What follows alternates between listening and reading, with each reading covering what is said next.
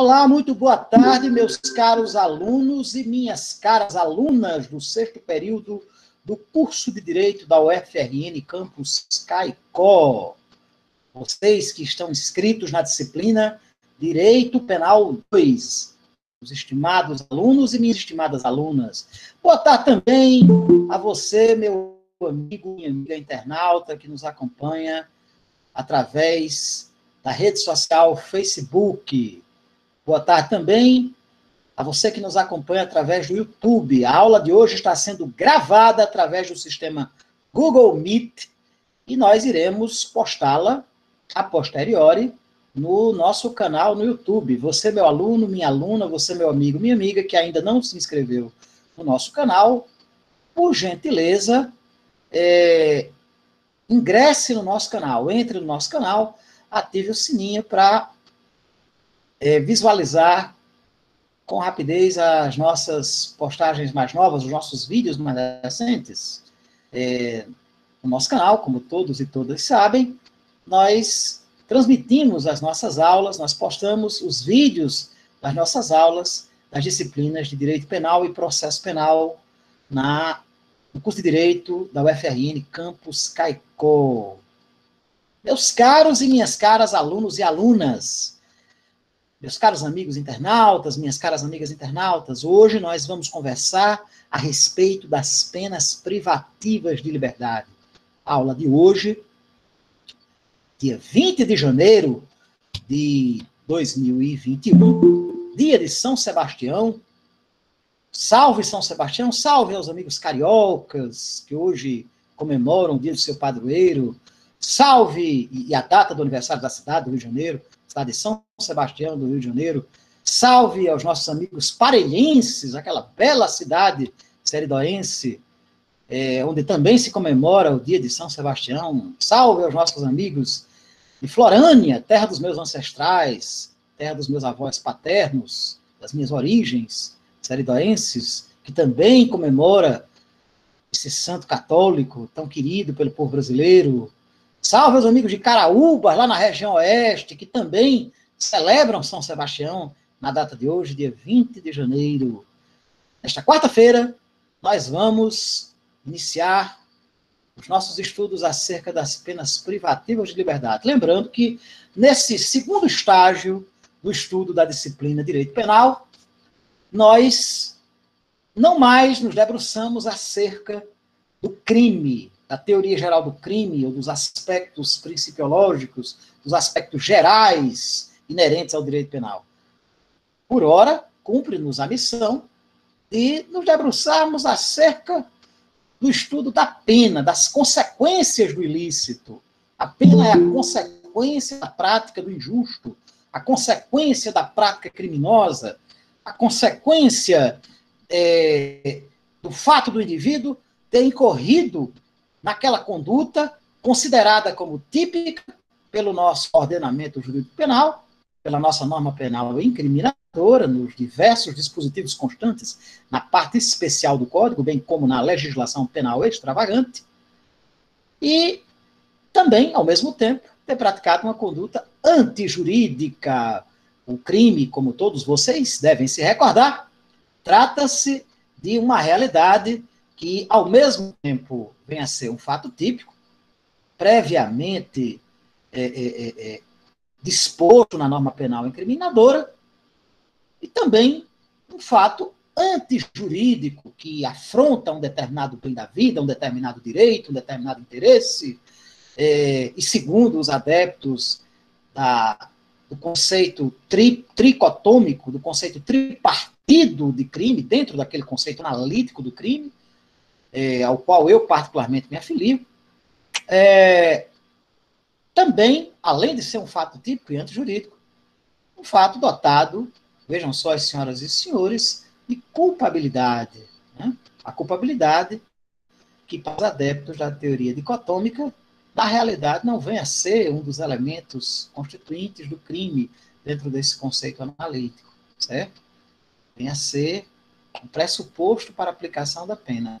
Aqui no nosso país, nós temos, como grande defensor dessa teoria, o professor Damásio de Jesus, que faleceu no ano passado, grande Damásio de Jesus, em que pese todo o respeito, toda a reverência pela obra do mestre paulistano, particularmente eu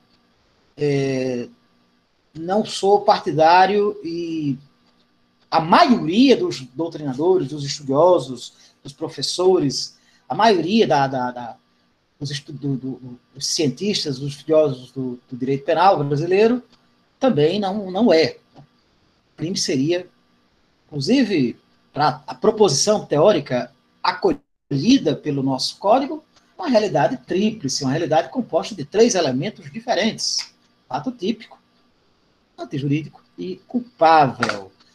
Mas sobre isso nós já conversamos no semestre passado, no período de 2020.6. Agora, cabe-nos a missão de estudar a pena, gente. O que é que nós teríamos, a princípio? No comecinho dessa aula, ele dedica-se justamente ao estudo desses aspectos gerais da pena. O que é que nós poderíamos falar, meus amigos e minhas amigas, acerca desse instituto jurídico da pena, objeto central da Direito Penal 2? A pena, gente, é a consequência da prática do ilícito penal. Quando alguém viola a norma penal incriminadora, praticando uma infração penal, o Estado tem o direito, em caráter absolutamente privativo, em caráter de exclusividade, de impor a pena, certo?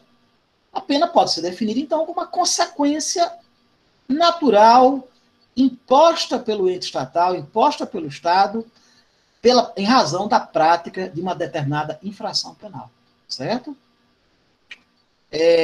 Evidentemente que esse direito do Estado, exercitado em caráter exclusivo, esse poder do Estado e esse dever do Estado de impor a sanção penal àquele indivíduo, àquele cidadão, àquela cidadã que violou o ordenamento jurídico penal, que ultrapassou os limites impostos pela norma penal incriminadora, através da prática de uma certa infração penal, ele só pode ser exercitado mediante o devido processo legal, certo? Observando os princípios que se encontram ou expressamente ou implicitamente contidos na norma constitucional. A Constituição Federal delimita as balizas que regulamentam a pena, limitando a imposição da pena somente às circunstâncias em que o Estado juiz procedeu a um prévio exercício cognitivo, exercitando a jurisdição, dizendo a quem pertence o direito, e lembrando, gente, que nós temos um processo penal de partes. Nós temos um processo penal, que é exemplo do que acontece no processo civil, tem autor, réu, tem aquele que pede algo ao juízo, ordinariamente, no ponto de vista do processo penal, o Ministério Público, certo?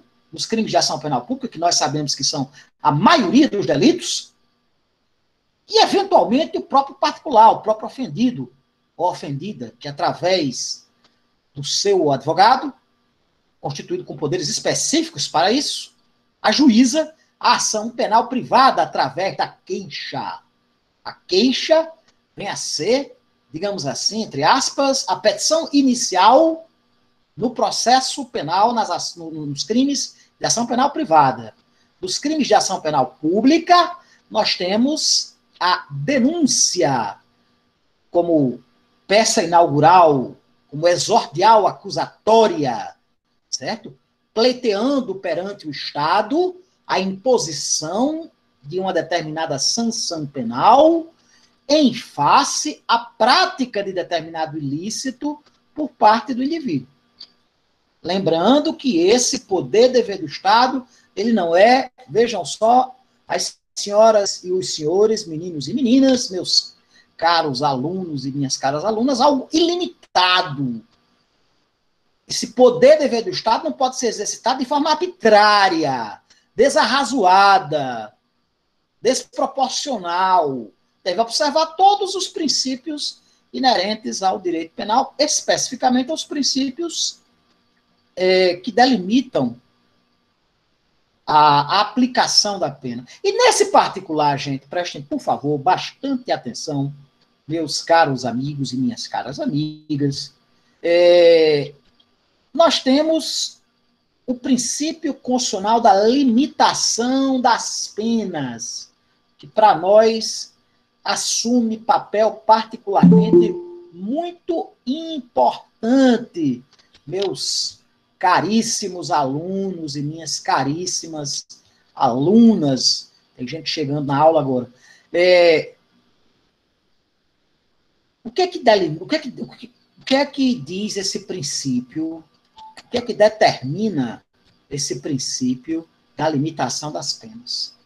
Vejam só, as senhoras e os senhores, meus caros alunos e minhas caras alunas, meus caros amigos e minhas caras amigas internautas. A Constituição Federal, com o objetivo de resguardar os direitos inerentes a todos os indivíduos, a todos os cidadãos e cidadãs, no afã de proteger os direitos da pessoa humana, estabeleceu uma série de proibições no tocante à combinação de determinados tipos de penas. Assim, nós temos lá no artigo 5º, inciso 47 da nossa Carta Constitucional, a expressa vedação das seguintes espécies de penas. Primeiro, a pena de morte, que não poderá ser aplicada salvo em caso de guerra declarada, certo? Nos termos do artigo 84, inciso 19 da nossa Constituição Federal, certo? O Brasil não admite a pena de morte, a chamada pena capital. E aqui vale uma consideração importante. Entre todos os argumentos que podem ser utilizados em prol daqueles e daquelas que advogam contra a imposição da pena de morte, eu creio que o mais elementar, o mais fundamental de todos vem a ser, gente, justamente o fato de que a pena de morte ela não permite uma revisão criminal. Vocês imaginem só que nós temos no cotidiano forense do nosso país e da humanidade como um todo a frequência impressionante de decisões judiciais equivocadas. Decisões que, em que pese terem um grau de certeza do ponto de vista jurisdicional, em razão do trânsito em julgado da sentença penal condenatória, elas eventualmente sufragam injustiças. Imaginem a aplicação da pena capital, a aplicação da pena de morte, determinando a extinção da vida de um ser humano. E mais tarde, lá na frente, se descobre como não é incomum acontecer nos países onde se admite a pena de morte, como, por exemplo, em alguns estados norte-americanos, que aquele indivíduo, que aquele cidadão e aquela cidadã, na realidade, eram inocentes. Então, como é que fica? O Estado, que tem a missão de proteger, de resguardar os direitos, de proteger a cidadania, o Estado, que dentro do princípio democrático, dentro do Estado Democrático de Direito, tem a missão de proteger a pessoa humana, foi lá e matou uma pessoa humana. Converteu-se em assassino. Além disso, além dessa impossibilidade de revisão, após a execução da pena, não tem mais como rever. Ressuscitado só um em Jerusalém, há quase 2000 anos atrás. Salvou ele Lázaro, que foi revivido pelo Verbo encarnado, quando Jesus Cristo disse: levanta-te, Lázaro. Tirando essas exceções bíblicas, não existe a possibilidade de ressurreição. Não existe a possibilidade do Estado rever uma pena capital, rever uma pena de morte. Aí o sujeito vem, não, mas e se fosse com sua família, e se fosse com sua mulher, sua mãe, sua filha, e etc e tal. Gente, o Estado não nasceu para comprar a vingança de ninguém. Certo? Se você quer se vingar, vá, compre uma arma de fogo, pratique, faça uma tocaia, mate o indivíduo e depois assuma as consequências do ilícito. Certo? Assuma as consequências do seu ato. Você pode até ser beneficiado, lá nos termos do parágrafo 1º do artigo 121 do Código Penal, com o instituto do privilégio, do chamado homicídio privilegiado, aquele provocado por motivo de relevante valor social ou moral, ou sob o domínio de violenta emoção, logo após a injusta provocação da vítima, certo? Mas você vai ter que responder pelas consequências do seu ato. O Estado não tem o dever de comprar a vingança de ninguém. Pena de morte não é pena, é vingança. É vingança. Não obedece às finalidades da pena que nós vamos estudar daqui a pouco. Entre elas, a ressocialização, que está associada à prevenção em caráter específico, em caráter individual. Certo? Daí, eu particularmente ser radicalmente contrário à imposição da pena de morte. A pena de morte, ela foi abolida na maioria dos países ditos civilizados. Ela é resquício do medievelismo, certo? Ela é um resquício dos tempos de antanho, dos tempos pré-becarianos, certo? E ela é vedada, dentro desse princípio da limitação das penas, pelo nosso ordenamento jurídico constitucional, certo? Que veda, gente, a imposição das penas capitais, das penas de morte.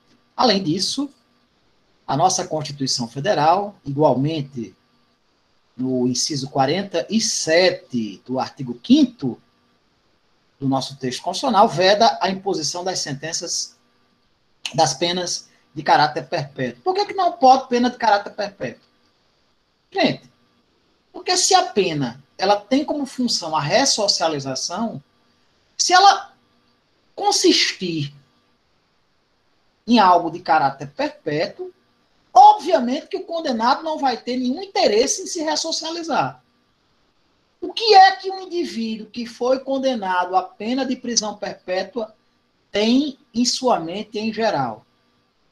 O interesse de fugir, o interesse de se evadir ao cumprimento da pena.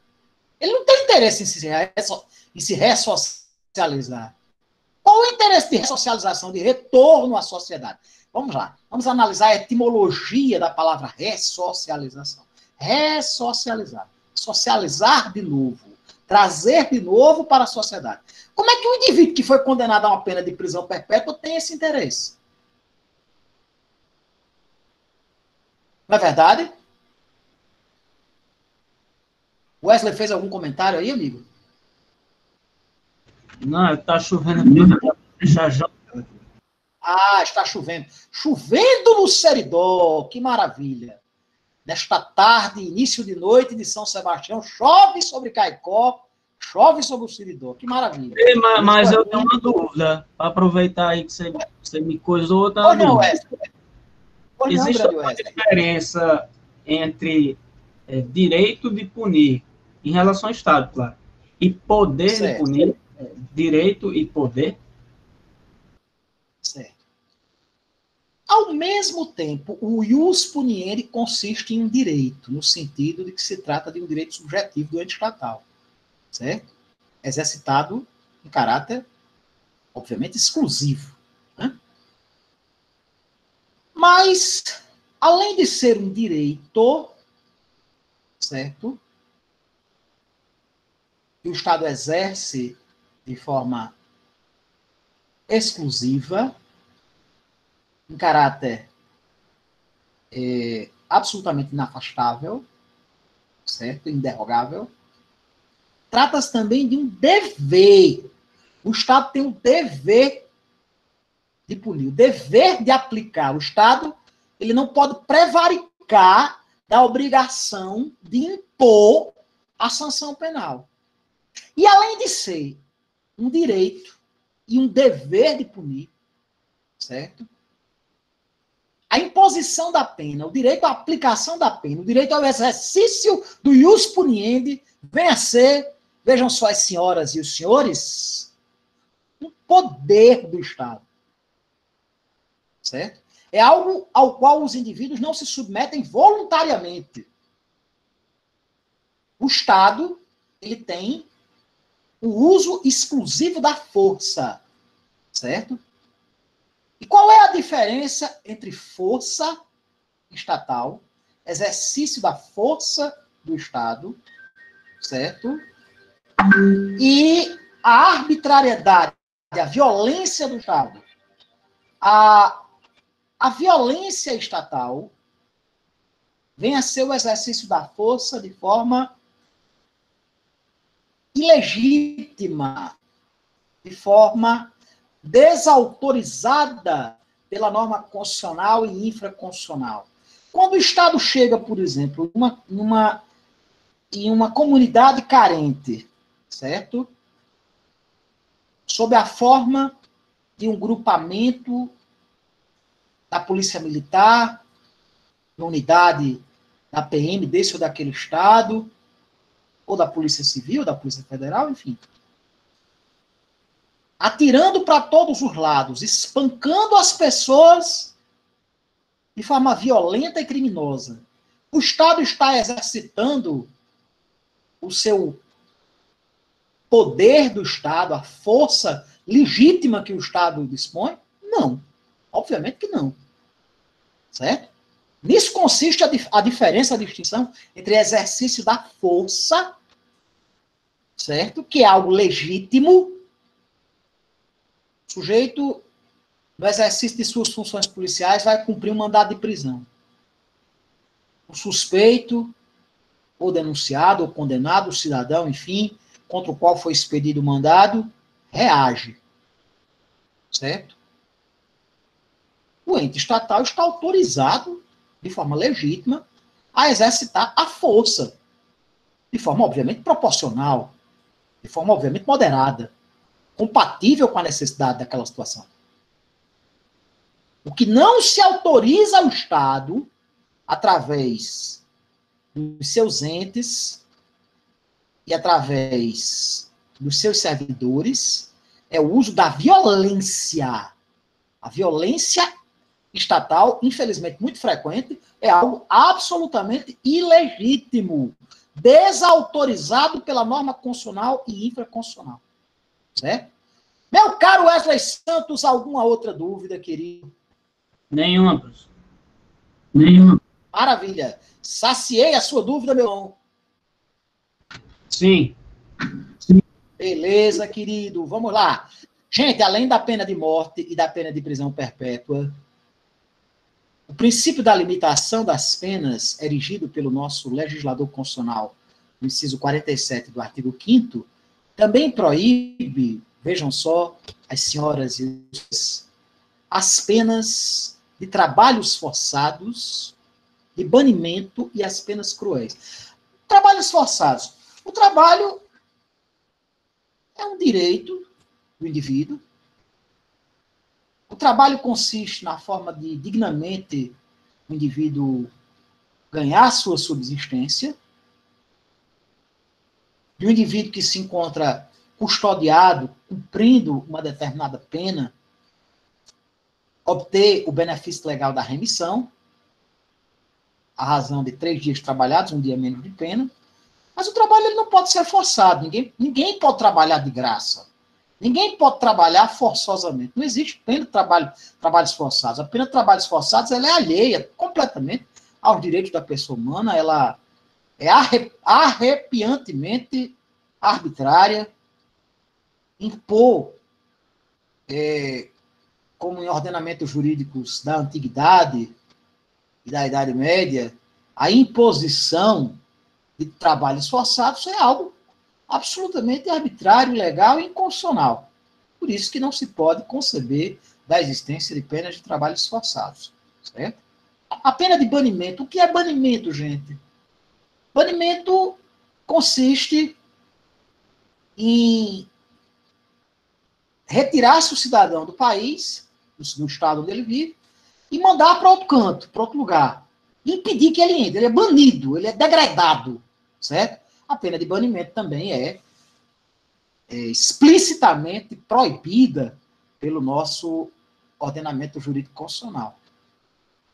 Além dessas, não se concebe a imposição de penas cruéis, como, por exemplo, as penas de castigos corporais, as punições de caráter físico. As punições de caráter físico, elas são proibidas pelo nosso ordenamento constitucional, por esse princípio da limitação das penas, certo? As penas, portanto, elas, para serem exercidas legitimamente, elas precisam ser precedidas de uma decisão judicial transitada em julgado, uma certeza jurídica, do ponto de vista jurisdicional, certo? E elas não podem caracterizar-se por essas espécies de penas frontalmente proibidas pelo nosso ordenamento jurídico constitucional, certo? A pena ela tem que ser limitada quantitativamente e qualitativamente. Não é possível aplicar certas penas. Quais? Aquelas que o inciso 47 do artigo 5º da Constituição diz que não são permitidas. São vedadas pela nossa Constituição Federal, certo? Ou seja, qualitativamente, é a limitação das penas. E quantitativamente, no que diz respeito à observância dos limites mínimo e máximo que a norma penal incriminadora, nos preceitos secundários, vem a estabelecer. Certo? A pena deve observar também a questão da proporcionalidade, né? O princípio da proporcionalidade, que foi estudado por nós, lá nos princípios gerais do direito penal, objeto do segundo tópico do estudo do conteúdo da disciplina penal 1, no período passado, no período de 2020.6, certo? Não se permite, para o amigo internauta, para a amiga internauta que não é da UFRN, que está nos acompanhando, é interessante que 2020.6 veio antes de 2020.2. Em razão da pandemia, nós tivemos uma paralisação de 6 meses, retornamos com o período letivo suplementar excepcional de 2020.5, um período de um mês e pouco, e depois retornamos com o 2020.6, no segundo semestre de 2020. E o segundo semestre de 2020, que deveria ser o 2020.2, passou para o primeiro semestre de 2021. Ou seja, nós estamos no período 2020.2, posterior a 2020.6. Mas, gente, é interessante isso. Coisas dessa pandemia terrível. Possivelmente hoje alcançamos a marca dos 212 mil mortos. 1/1000 da população brasileira, 1 em cada 1000 brasileiros que estavam vivos em março do ano passado, hoje não estão mais. Morreram em razão da pandemia da Covid-19. Já matou mais do que as doenças cardiovasculares, do que o câncer, do que a AIDS, do que a violência urbana e do que os acidentes de trânsito juntos. Em menos de um ano. Menos de 11 meses, na realidade. Nós vamos completar no dia 12 de março, no dia 12 de fevereiro, 11 meses ainda.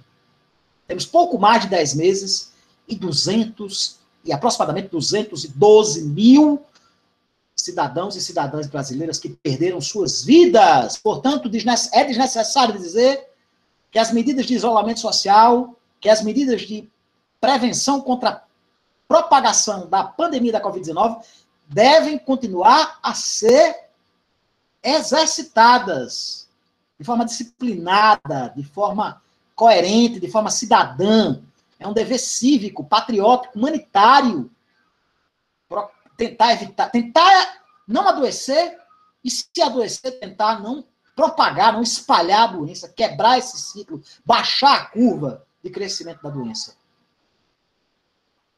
E o interessante, não se animem com a vacina. Nós temos praticamente 4 milhões de habitantes no Rio Grande do Norte e apenas 58 mil vacinas. Nós temos 212 milhões de brasileiros e 6 milhões de doses da vacina. A imunização de rebanho, a imunização da maioria da população vai levar meses, talvez mais de um ano. E mesmo após o indivíduo ter sido vacinado, é preciso, durante um certo tempo, continuar usando a máscara e outros equipamentos de proteção individual. Eu só saio à rua com máscara, face shield, que é aquele escudo protetor. Dependendo do lugar, eu levo até luvas. Detalhe, que as luvas elas têm que ser frequentemente higienizadas. E na hora de tirar, você tem que ter todo cuidado para não se infectar. Não adianta você estar de luvas e você pegar num canto infectado e transmitir para outro. Você faz a doença circular. Você protege a si, mas não protege os outros. E na hora de tirar a luva, você tem que ter cuidado para você não se infectar. Certo? E, obviamente, descartar o equipamento de proteção individual. A gente tem o dever de continuar nessa luta. Isso é uma guerra, certo? O pessoal na Europa tem comparado muito ao que aconteceu na Segunda Guerra Mundial. É uma guerra, certo? Uma guerra que aqui no Brasil já matou mais do que quase o dobro de todas as guerras brasileiras juntas. Em menos de 11 meses. Portanto, vamos persistir na luta contra a pandemia da Covid-19, luta que é uma luta muito árdua, mas muito nobre, sobretudo daqueles e daquelas que estão na linha de frente do combate à pandemia da Covid-19, os profissionais de saúde, os médicos, as médicas, os técnicos e técnicas de enfermagem, os enfermeiros e as enfermeiras, os profissionais que cotidianamente arriscam suas vidas, muitas vezes distanciando-se de suas famílias, em exaustivas jornadas de trabalho, para tentar debelar esse cruel e implacável flagelo da pandemia da Covid-19. Mas voltando aqui à questão das penas, gente. A origem das penas. As penas, elas remontam à antiguidade, desde há tempos imemoriais. As penas na antiguidade, elas, em regra, tratavam-se de muito mais da vingança do que propriamente da aplicação da pena, dentro do período da jurisdição da vingança privada. Vocês sabem que depois houve a evolução para a vingança pública. Posteriormente, é que o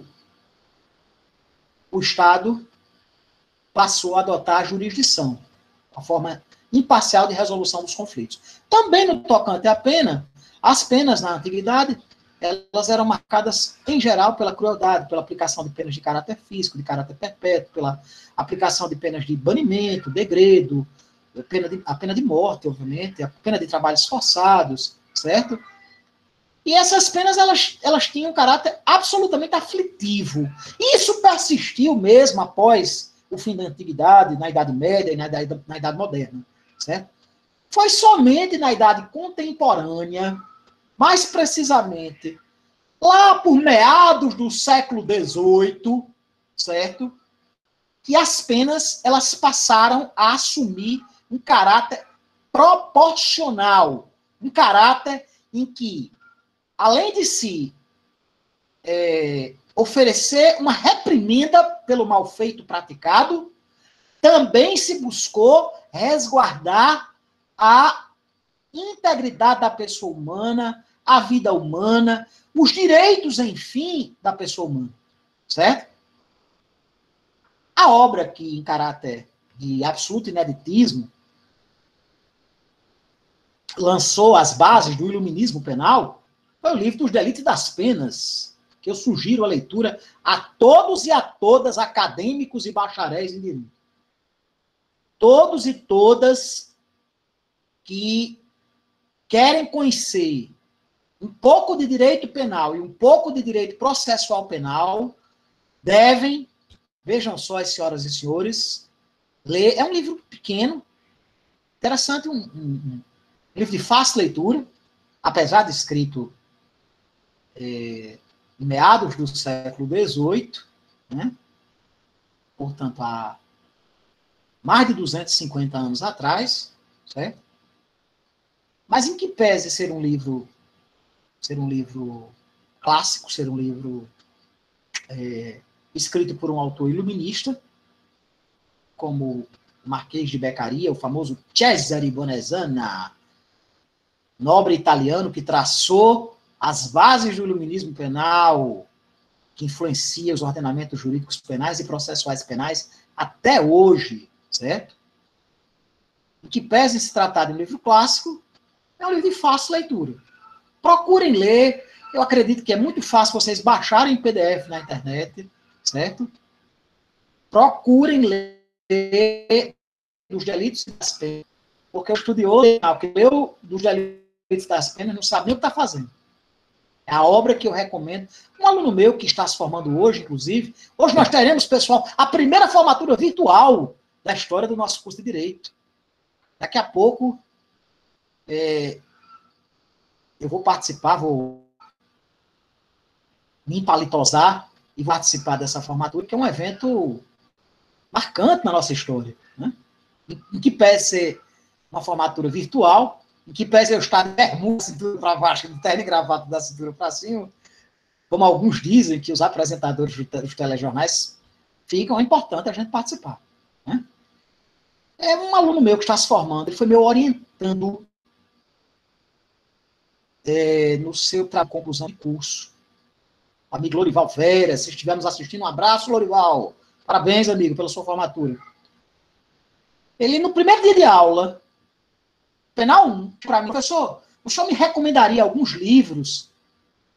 Eu estou me iniciando, eu tenho um verdadeiro fascínio pelo direito, sobre o direito penal. Foi o direito penal que me fez prestar o Enem, visando a entrar no curso de Direito. E o primeiro dos livros, eu recomendei uma série de livros a esse aluno, hoje meu amigo, meu ex-orientando, pessoa da minha estima, realmente. O primeiro livro que eu recomendei foi dos Delitos das Penas, certo? E essa recomendação eu transmito a vocês. Recomendação que foi me dada pelo professor Emílio de Carvalho, meu professor de Direito Penal 1, Direito Penal 3 e 4, Vara Federal da Judiciária do Rio Grande do Norte, lá em Natal. Ivan Lira é pessoa que foi meu professor, hoje é meu amigo, e pessoa que eu respeito e considero em estima. Ele fez essa que eu estou fazendo a vocês. Leiam os Delitos e das Penas. Muito importante. Quem não leu, procure ler. Certo? Foi através do iluminismo penal de Beccaria, foi justamente a partir das proposições teóricas no livro dos Delitos e das Penas, que começou-se a enxergar a pena sob outra ótica. A ótica de que não é com o corpo do agente que se paga o mal por ele praticado, certo? Não é com a imposição de penas degradantes, de penas de caráter perpétuo, de penas de morte, que se faz com que o indivíduo se ressocialize, certo? Os escritos de Beccaria, eles deram voz à indignação contra as violações inenarráveis, indescritíveis, praticadas em detrimento do direito da pessoa humana, certo? E elas inspiram a maioria dos ordenamentos jurídicos penais da humanidade, certo? Sobretudo nos países ocidentais. A preocupação com a integridade física, com a vida, com a integridade psíquica da pessoa que sofre a pena, certo? Existem, inclusive, inúmeros tratados internacionais que foram pactuados no afã de proteger, de resguardar o princípio da dignidade da pessoa humana, com o fito de afastar dos ordenamentos jurídicos penais a imposição de penas de caráter cruel, de caráter degradante, que encontram-se hoje reservadas a países que ou vivem sob ditaduras, certo? Ou países de cultura, de composição histórica absolutamente atrasada, com todo respeito, certo? Notadamente alguns países do mundo islâmico, notadamente alguns países do Extremo Oriente, certo? A pena de morte, por exemplo, é um resquício que poucos países ditos civilizados, poucas democracias ocidentais, para não dizer que só uma democracia ocidental ainda preserva. A única democracia ocidental que ainda preserva a pena de morte vem a ser os Estados Unidos da América. Em alguns estados, em 32 dos 50 estados americanos, admite-se a pena de morte. Vocês sabem que lá o princípio do pacto federativo funciona de forma bem definida, diferentemente daqui. Aqui nós somos uma federação, mas não somos uma federação. Né? Aqui não existe... Tudo é muito concentrado em Brasília, tudo é muito concentrado no Executivo Federal, certo? Uma federação centrífuga. Isso. Diferentemente do que acontece com a descentralização estadunidense, descentralização que, inclusive, está na base da democracia norte-americana, que influencia, inclusive, a sua legislação eleitoral, como a gente viu recentemente nessa eleição tão conturbada que levou à posse, hoje, inclusive, né, do ex-senador e ex-vice-presidente Joe Biden, segundo presidente católico da história americana, inclusive, ele foi Kennedy, a Casa Branca, após tantos tumultos, após, inclusive, uma invasão ao Capitólio, uma coisa terrível, uma barbárie absoluta.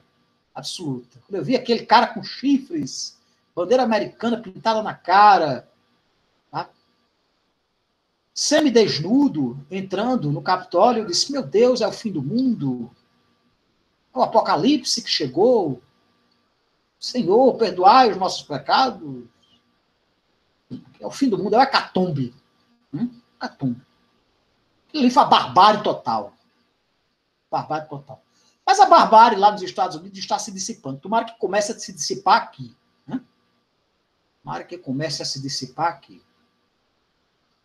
Vejam só, as senhoras e os senhores, em termos de barbárie, o coordenador do nosso curso de Direito, o professor Carlinhos, quando passou o link da formatura de hoje, pediu que nós tivéssemos descrição para evitar que a cerimônia fosse invadida, como tem sido invadidas várias colações de grau dos cursos da UFRN, como inclusive a posse da direção do novo centro, né, o Centro de Currais Novos, foi invadida por parte de hordas de bárbaros, certo?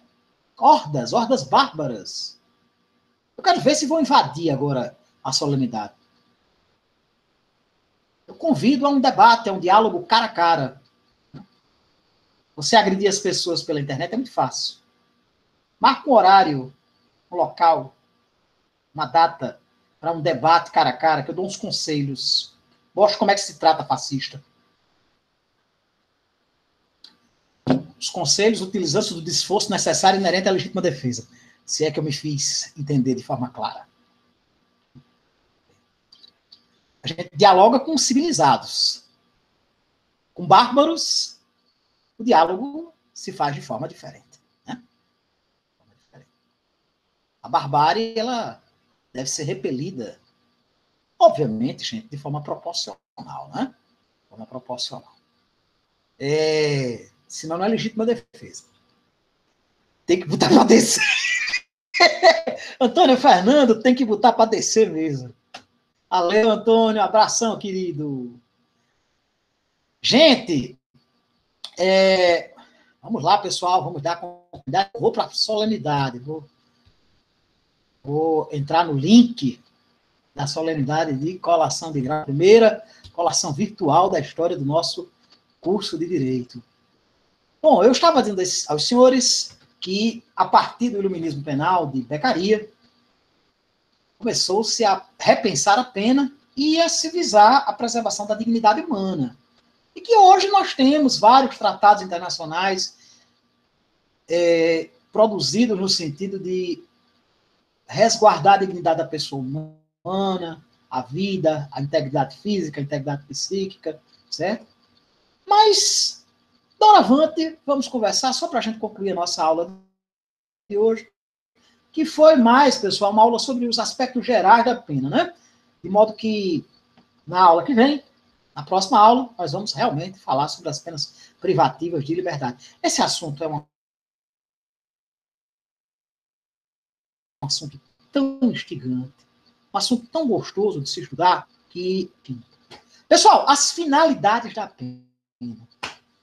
A finalidade precípua da pena vem a ser a reprovação do mal feito, a reprovação do ilícito penal. A reprovação por parte da sociedade, por parte do ente estatal, representativo da sociedade, do mal produzido pelo autor da conduta, a conduta humana que se caracterizou por um fato típico, antijurídico e culpável, pela conduta praticada pelo agente que se desvirtuou do ordenamento jurídico penal, certo? Além disso, a pena possui a finalidade de prevenir a prática de futuras infrações penais, de resguardar a sociedade, de proteger a sociedade da prática de delitos, da prática de crimes, da prática de infrações penais. Lembrando, gente, que delito é sinônimo de crime. Na nossa sistemática, né? Infração penal é um conceito mais amplo. A infração penal, ela contém tanto os crimes quanto as contravenções, certo? Pessoal, e os fatos típicos praticados por maiores incapazes, certo? Pessoas, vou usar aqui uma terminologia que quem usava era o Código Civil de 1916. Loucos de todo gênero, certo? As pessoas que por enfermidade mental, por desenvolvimento mental incompleto ou retardado, não têm condição de responder pelos seus atos, criminalmente falando. Essas pessoas, elas são submetidas a medida de segurança. Não são submetidas a penas, certo? Gente, no tocante às teorias que se dedicaram a estudar a pena, nós tivemos, de um lado, as teorias absolutas, que elas advogam a tese da retribuição. A pena seria algo exclusivamente retributivo, uma paga pelo mal feito, uma paga pelo ilícito penal cometido pelo indivíduo, certo? Por outro lado, as chamadas teorias relativas, elas fundamentam-se no critério da prevenção. A prevenção, ela se divide em prevenção geral e prevenção especial ou específica, certo? A prevenção geral, por sua vez, ela se divide em dois aspectos, prestem muita atenção. Existe, por um lado, a prevenção geral negativa, por outro, a prevenção geral positiva. O que é prevenção geral negativa? A prevenção geral negativa, também chamada de prevenção por intimidação, consiste no seguinte: a pena que é aplicada ao agente que praticou uma determinada infração penal, ela tende a refletir a sociedade, certo? No sentido de coibir que as pessoas que estejam vendo aquele exemplo daquela condenação de um seus pares, certo?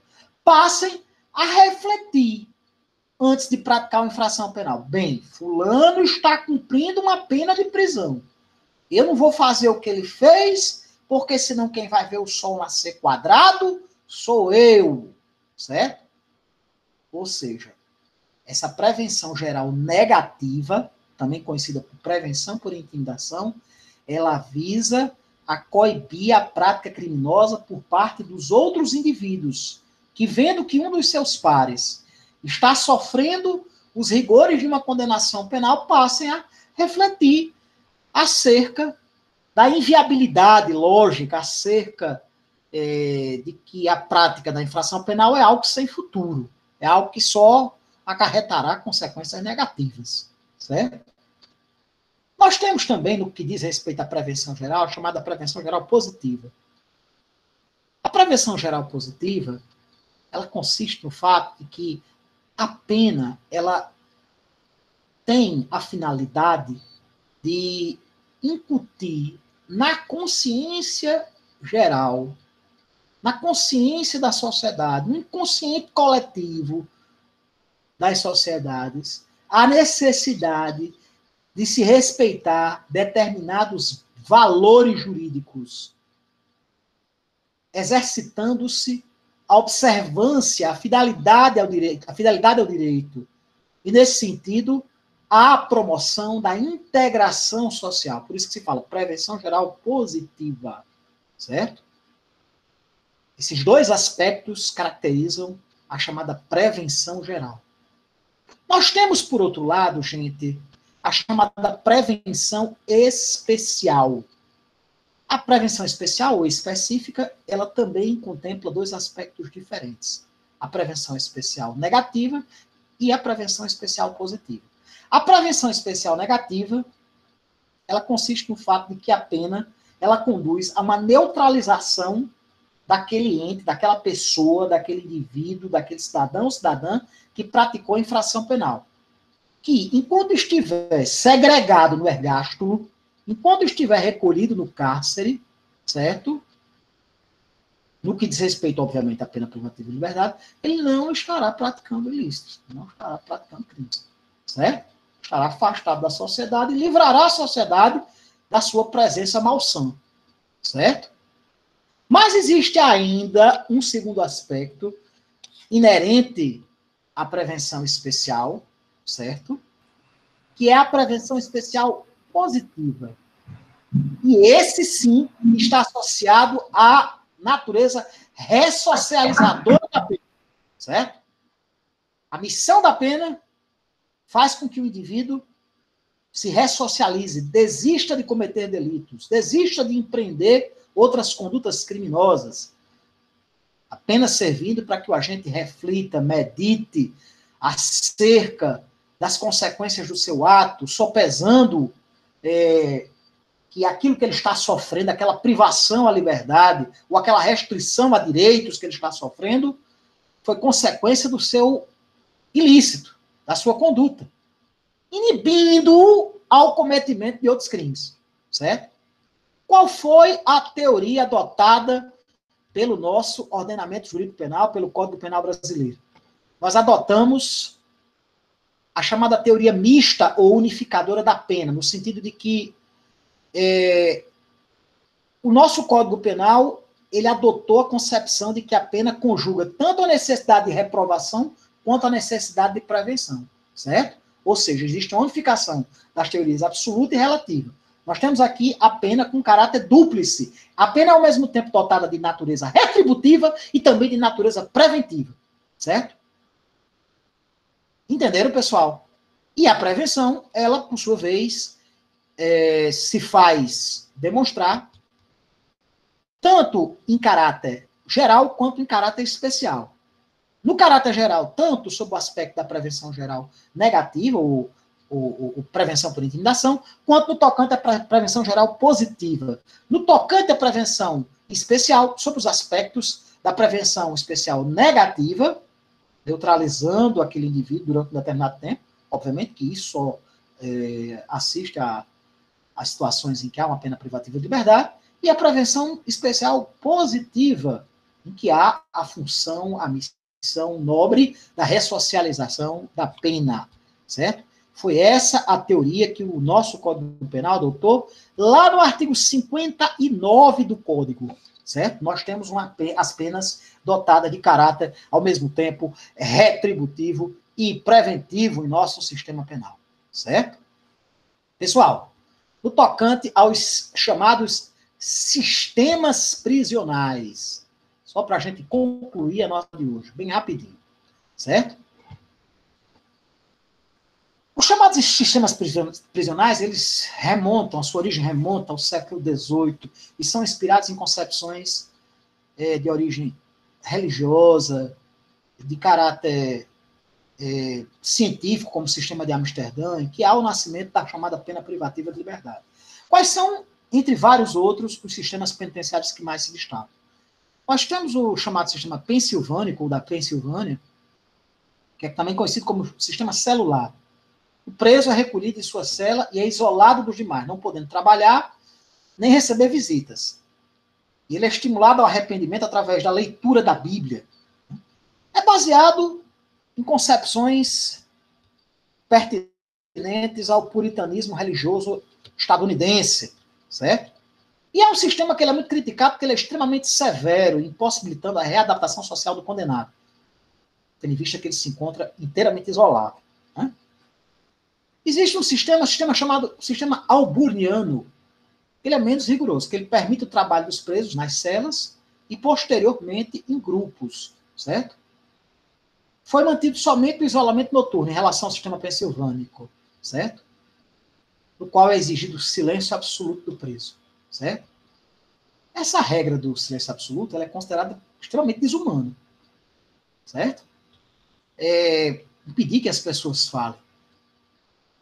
E ela acabou acarretando com que os presos se comunicassem através de batidas nas paredes, nos canos, certo? E ela também falhava no sentido de proibir as visitas, proibir o contato do preso com seus entes queridos, com seus familiares, com seus parentes, certo? O terceiro sistema, desses sistemas mais importantes de cumprimento da pena, é o sistema progressivo. O sistema progressivo ele surgiu no século XIX, lá no Reino Unido, lá na Inglaterra, e depois foi adotado pela Irlanda, certo? Chamado sistema progressivo, o sistema inglês, que ele consiste justamente no cumprimento da pena em estágios, certo? Primeiro, há um período de prova, em que o preso é mantido completamente isolado. Em segundo, é permitido o trabalho em comum, certo? Observando-se a regra do silêncio. E no terceiro momento, permitia-se o livramento condicional. Esse sistema, também conhecido como sistema inglês, sistema irlandês, certo? Também permite uma prisão intermediária entre a penitenciária industrial à noite e a vida em comum durante o dia, certo? Esse sistema progressivo foi o sistema adotado pelo Código Penal brasileiro e pelos ordenamentos jurídicos penais de praticamente todas as democracias liberais, todas as democracias ocidentais. Certo, meus amigos e minhas amigas, meus queridos e minhas queridas? Nesse sentido, nós temos, dentro do nosso ordenamento jurídico penal, um sistema progressivo. Nós temos o cumprimento da pena em etapas. Primeiro, o regime prisional mais duro, regime prisional mais gravoso, certo? E há a progressão para os regimes mais brandos. Aqui nós temos o regime fechado, o regime semiaberto e o regime aberto, certo? As penas, só adiantando, a pena de reclusão permite os três regimes. A pena de detenção só permite o cumprimento da pena no regime fechado, semiaberto e aberto. E a pena de prisão simples somente no regime aberto, certo? Nós vamos estudar essas espécies de penas, certo? Sejam elas as privativas de liberdade e as restritivas de direitos, ao longo dos nossos próximos encontros, nas nossas próximas aulas de Direito Penal 2, certo? Alguma pergunta, pessoal? Meus amigos e minhas amigas, Wesley, Larissa, João, Luciano, Manuel, Camila, Letícia. Wesley, alguma pergunta, meu irmão? Não? Letícia Azevedo, alguma pergunta? Hilary, Antônio Aprígio, José Vinícius, alguém quer fazer alguma pergunta, alguma consideração, alguma colocação, alguma manifestação acerca da aula de hoje? Aula, gente, em que nós tratamos sobre os aspectos gerais da pena. Na próxima aula, nós iremos discorrer acerca das penas privativas de liberdade. E, na sequência, acerca das penas restritivas de direitos. Certo, pessoal? Então, como se dizia antigamente, está tudo cif, tudo bem, tudo maravilha, ninguém tem nenhuma dúvida, Pois bem, então, em razão de não ter havido nenhuma manifestação das senhoras e dos senhores, nenhuma pergunta, nenhum questionamento, eu vou dar por encerrada a aula de hoje, agradecendo enormemente aqueles e aquelas, aos alunos e às alunas, aos amigos e amigas internautas que nos acompanharam até o término da nossa aula de hoje, sexta-feira, dia 20 de janeiro de 2021. Um grande abraço, estejam todos com Deus e Nossa Senhora, e até a nossa próxima aula, pessoal. Boa noite a todos e a todas. Boa noite, professor. Boa noite. Boa noite, professor. Boa noite, pessoal. Tchau, professor. Tchau, pessoal. Boa noite.